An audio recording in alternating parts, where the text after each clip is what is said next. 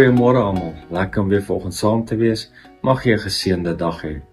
Vandag praat ons oor om Jesus te ken en sy oë soos vuur vlamme. Openbaring 1 vers 14 sê dit as volg, dat, en as Johannes wat praat, en hy sê, sy hare was wit soos sneeu, en sy oë het soos vuurvlamme gebrand.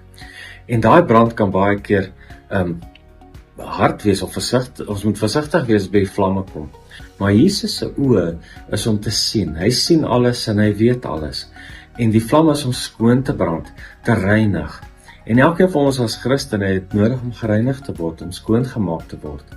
So baie keer kan ons sit en sê, Here, scan my, of gaan deur my, of daar nie onsuiverhede is nie.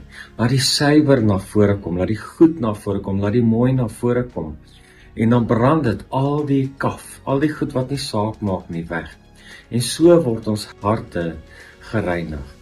En dan kan die Here ons gebruik op enige plek.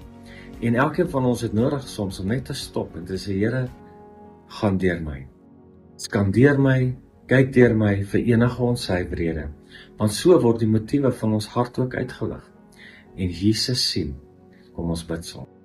Here, ek bid vir elkeen wat kyk vandag. Here, gaan met u vuurvlammende oë deur ons. Brand weg wat nie van u af is nie. Brand weg wat nie hoort nie.